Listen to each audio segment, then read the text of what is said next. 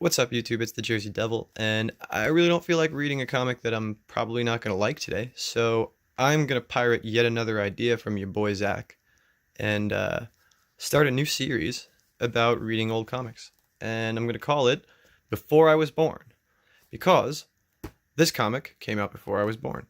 And I'm not really surprised about that. A lot of my favorite comic runs came from before I was born. Daredevil, Born Again by Frank Miller was 1985.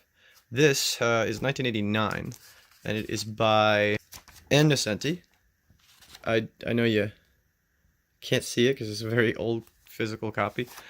The internet is great, but I was lucky enough to find physical copies of this book about a couple years ago, just in a box at a store. So they're not exactly in the best of condition, but I think they should be okay for like a video walkthrough, I guess, if you will. Now, this story, I think, had a lot to do with making Daredevil work with Inferno, which was a crossover at the time. Gee, Marvel doing a crossover. That was unexpected. But Inferno mostly had to do with the X-Men. And I have not read any X-Men comics from that time period, so I don't exactly know what was going on with the Inferno. I just get kind of a glimpse of it through this book, this Daredevil book. So, this isn't actually the beginning of the run, or it isn't the beginning of the story, if you will. The story kind of more starts in this comic, but this comic, Daredevil, is missing for mostly the entire time, and it's kind of just a lot of Johnny Storm being a dingus. So I think I'm just going to jump straight to this one. This is one of my favorite Daredevil runs. And it begins this awesome drawing of these gargoyles.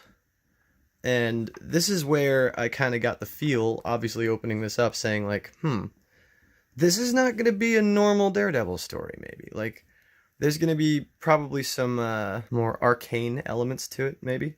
And I like it, overall. So it starts, "I found me in a gloomy wood, astray," is the title page. It's a quote from The Inferno by Alighieri, which like kind of always made me wonder if this was maybe an Nocenti take on The Inferno. I'm not entirely sure.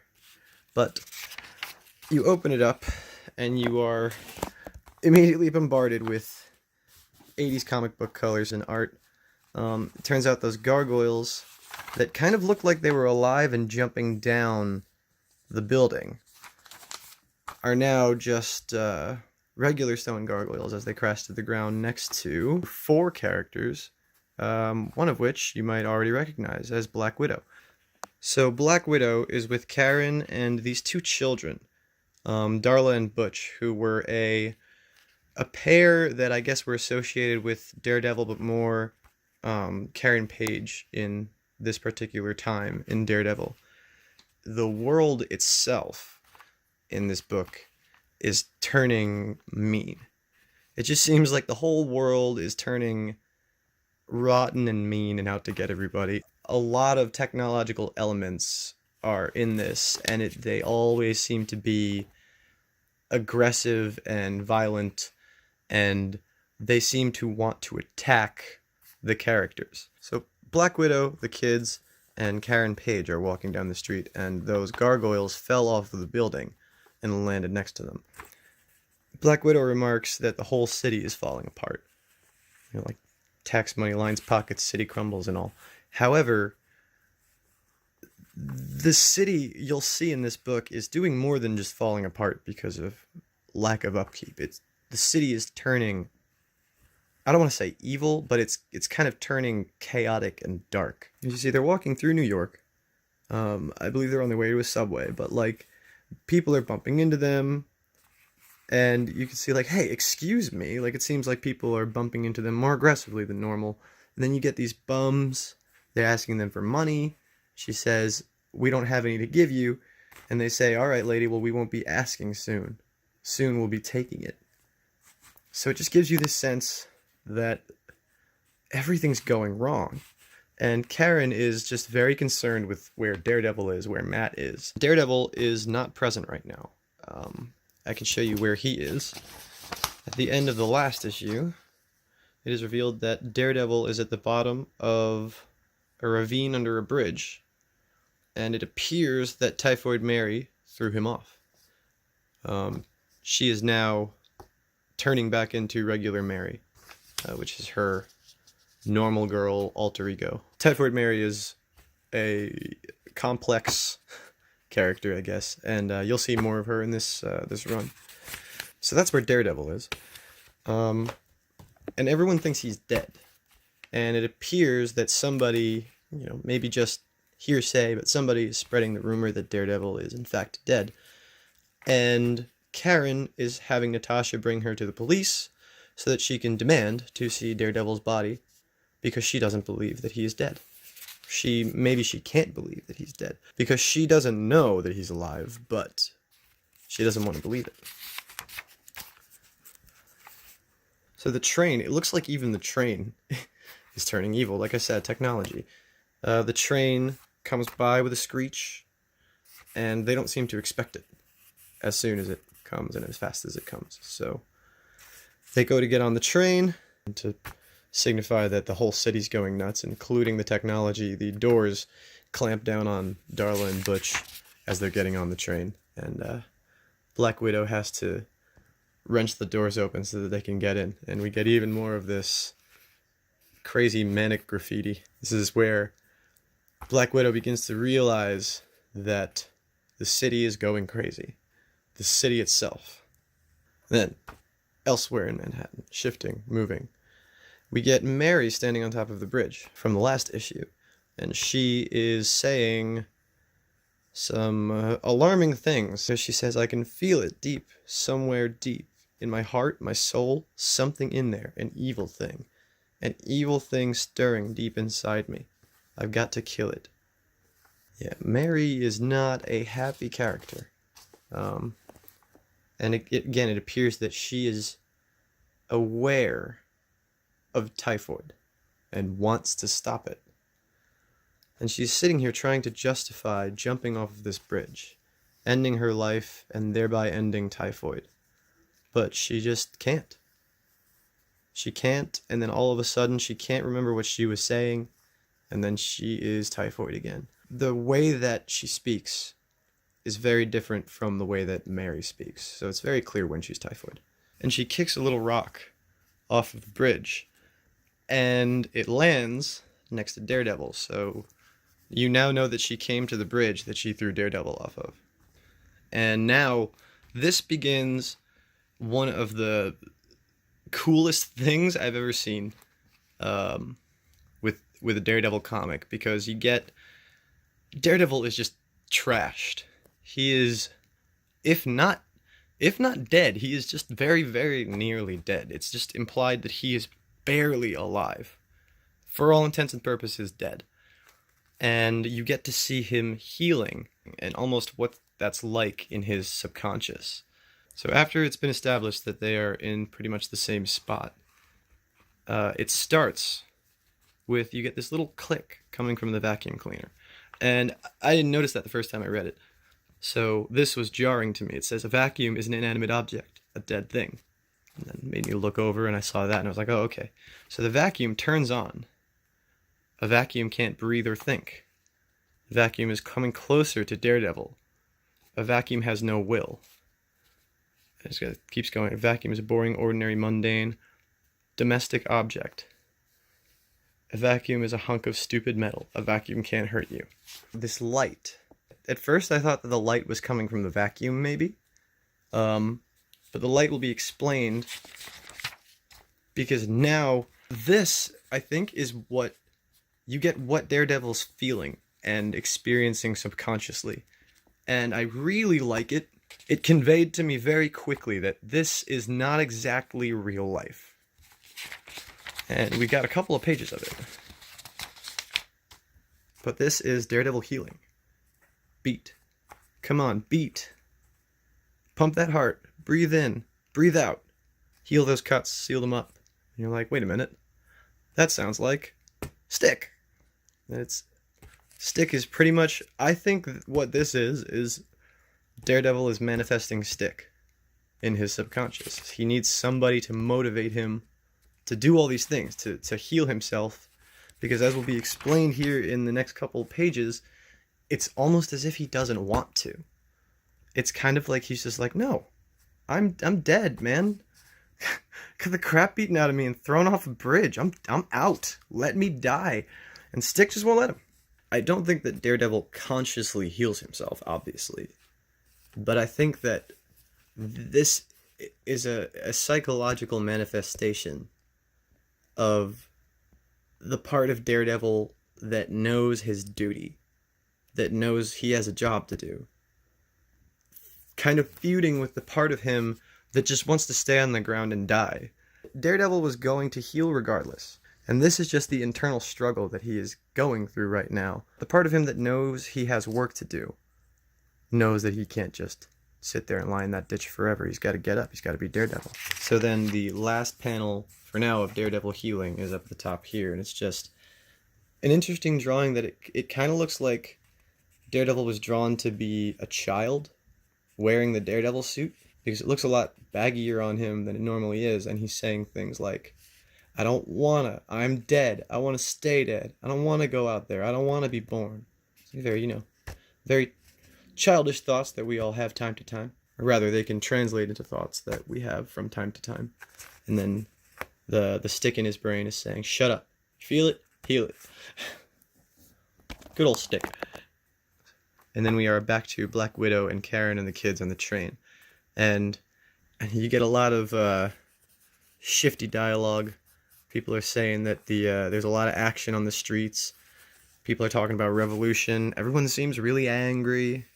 And then you get a syringe thrown at Karen. And the next page they're asking why someone just threw a hypodermic needle at her. And in reality, it's because Karen was an addict. Because at one point in Daredevil's storyline, Kingpin captured Karen Page. He ended up keeping her hostage and drugging her, and she ended up becoming addicted to heroin. And that addiction led her to do some unseemly things for money. She became a porn star, I believe. She made some sort of video. This, though, is because these people know Karen. And you'll see some of the shiftier people are saying, hey, well, you have time for us anymore? Oh, you're too good to be around us, Karen? And on top of that, she inquires with the police, and they tell her they haven't found Daredevil's body, and that they can't really search because the whole city is going insane. Karen, I got a killer phone booth crushing people. I got a candy vending machine that ate a little boy's hand. I got cars with no drivers chasing people. So he pretty much says he doesn't have the manpower to search for Daredevil. She has this moment where she kind of breaks for a second, and she says, I can't take it anymore. Where is he? Well, there he is. And we are back to Daredevil with this now morphed vacuum cleaner, and it seems to be probing him with something now. And you get this, again, subconscious self-dialogue between Daredevil and this idea of Stick in his head. Why don't you want to be born, says Stick. Daredevil replies, bad world out there. I'm just a little boy, I can't fight anymore. So what? I get beat up too much. So what? My daddy used to yell at me. He was a fighter, but he said don't fight. I'm only a baby, and he confused me. And then Stick just comes out and roasts him. Oh, I see, your daddy ruined you. It's his fault. You had a tragic, traumatized childhood, so now you have a right to collapse? This is, I guess, the only way that Daredevil could think to motivate himself. Daredevil says, I fight and I get hurt and I hurt the people around me. And Stick says, yes, but you're dead. Now you're gone, and they're still dying. So it's kind of like the hero's dilemma. He's like, oh, I fight, but do I ever really help anyone? And sometimes I'm hurting people inadvertently. And he says, yeah, well, you're not here now, and they still need you. So Stick continues, sometimes you have to go into the darkness. That's part of the journey. But we slay the dragon, and we come out bigger. Be bigger than yourself, Daredevil. Slay the dragon, pump that heart, breathe, heal, live. Slay it. Slay the dragon. So we go back to Karen and the kids and Black Widow, and they are now going to Matt Murdock's law firm, which has been trashed, And the kids end up going into this elevator which is possessed, and Black Widow has to save them, which is a pretty cool little sequence. And then we are back to Daredevil again. And the vacuum cleaner, which is seriously changed form now, looks kind of like a scorpion, is attacking him. And in his head, in his subconscious, he's saying, "Stick! Help me, Stick! Dad! Mom! I changed my mind. I want to live." And they're not there. There's nobody there, like, talking to him now. Which I just thought was really... It's commentary on a lot of things that are too deep to talk about in a comic book review, but these kinds of things are chilling. They really are. I really like Ann Nocenti as a writer. She's just tremendous. So then Mary, who is back to being Mary, it seems, sees Daredevil at the bottom of the ravine, goes down to try to save him, and then we go back to Daredevil's perspective. He says, "I want it all. I don't care how cruel, how dark, how horrible. I want life, all of it. Give it back." And it looks like that's when he finally takes a breath. Gasp. So he destroys this possessed vacuum cleaner that was attacking him. And unfortunately, that wakes up Typhoid, who was standing next to him as Mary, but the explosion, the violence of it, woke up Typhoid. So Typhoid addresses Daredevil, and he says, "Who? Like, who are you?" She says, "Darling, it's your sweet, loving, innocent Mary." He says, "Mary, what's that?" So you got to assume that Matt Murdock has taken some serious head trauma, because he is... It's almost like his brain kind of resets, and that theme carries on through the rest of this run, and it's a very interesting look at Daredevil. It's almost like he's literally reforming himself. He's like he's being born again. I just really like it. And also this little cliffhanger, you never know what she was going to do. But we will get to that when I review the next issue in this series. I wanted to talk about something here. All of this talk of forgetting self-pity and abandoning fear, it just really refocuses me in my goals, which right now I am drawing, which is something I haven't really done in a while, and I never really thought myself to be very good at. But I have a story in my head, a comic book story, that I would like to turn into a graphic novel, and I don't know, there's a part of me that thinks it might be best if I just write it, because that's what I have, is this story. But there's another part of me that wants to draw it as well, and I don't know if maybe I'm just a control freak, or maybe I like a challenge. Maybe I want to see if I can get myself to a point where I can draw my own comic. And it's scary. Trying to put something on a page that's in your head and hoping that it doesn't suck is scary. But if you're just scared, you're never gonna do it. I mean, like, what's the worst that could happen? It's worse than Born Again and better than Hex Wives. I'll take it. So I'm still trying to work out a lot of things. As you can see, I'm trying to do some layouts maybe. So what I want to do is I want to try to get as much actual stuff down on paper as I can. Whether it's good or not, I have no idea. That is going to be for other people to decide. But yeah, stay tuned, and I might actually have some videos about what I'm doing, about the story maybe.